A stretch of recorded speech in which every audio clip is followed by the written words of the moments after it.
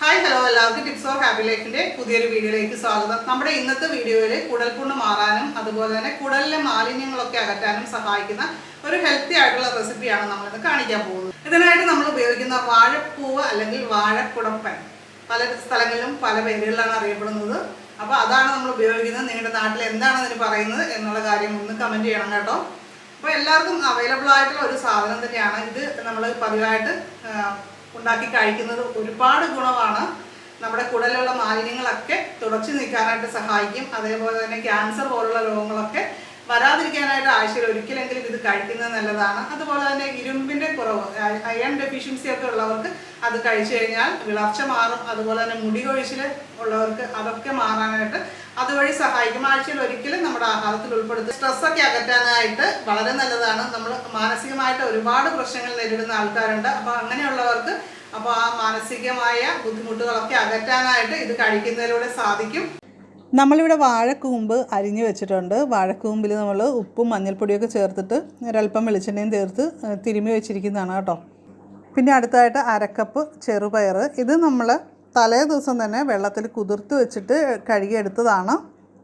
അപ്പോൾ ഒരു കപ്പ് വാഴക്കൂമ്പ് അരിഞ്ഞതും അതേപോലെ തന്നെ ചെറുപയർ കുതിർത്തതും കൂടി നമ്മൾ കുക്കറിലേക്ക് ഇട്ടിട്ട് ഒന്ന് ഇളക്കി എടുക്കുന്നുണ്ട്. അതേപോലെ ആവശ്യത്തിന് വെള്ളം കൂടി ഒഴിക്കുന്നുണ്ട്. പിന്നെ ആവശ്യത്തിന് ഉപ്പ്, ഇത്രയും ചേർത്തിട്ട് നമ്മൾ അടപ്പത്ത് വെച്ച് ഒന്ന് വേവിച്ചെടുക്കുകയാണ് ചെയ്യുന്നത്.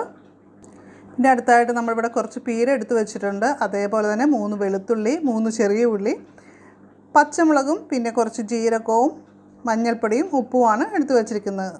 ഇത് മിക്സിയിലിട്ടൊന്ന് ചതച്ചെടുക്കുകയാണ് ചെയ്യേണ്ടത്. പിന്നെ നമ്മൾ ഒരു പാൻ അടപ്പത്ത് വെച്ചിട്ട് അതിൽ വെളിച്ചെണ്ണ ഒഴിച്ച് കൊടുത്തിട്ടുണ്ട്. പിന്നെ കടുക് ഇട്ടിട്ട് അതൊന്ന് പൊട്ടിച്ചെടുക്കുകയാണ്.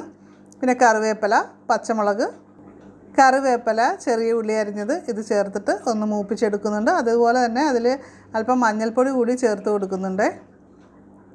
അടുത്തതായിട്ട് 1 സ്പൂൺ മുളക് പൊടി കൂടി ചേർക്കുന്നുണ്ട്.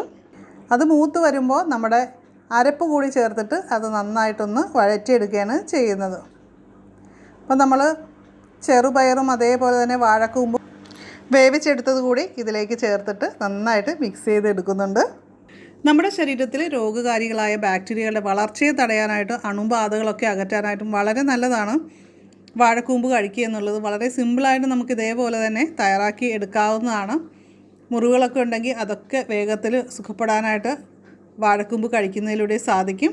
അമിതമായിട്ടുള്ള ബ്ലീഡിങ് ഉള്ള ആൾക്കാർ വാഴക്കൂമ്പ് ആ ഒരു സമയത്ത് ഇതേപോലെ കറി വെച്ച് കഴിക്കുക. അതോടൊപ്പം തന്നെ തൈര് കൂടി ചേർത്തിട്ട് ചോറ് കഴിക്കുകയാണെങ്കിൽ അത്തരം അമിതമായിട്ടുള്ള രക്തസ്രാവത്തിൻ്റെ സാധ്യതകൾ കുറയ്ക്കുന്നതാണ്.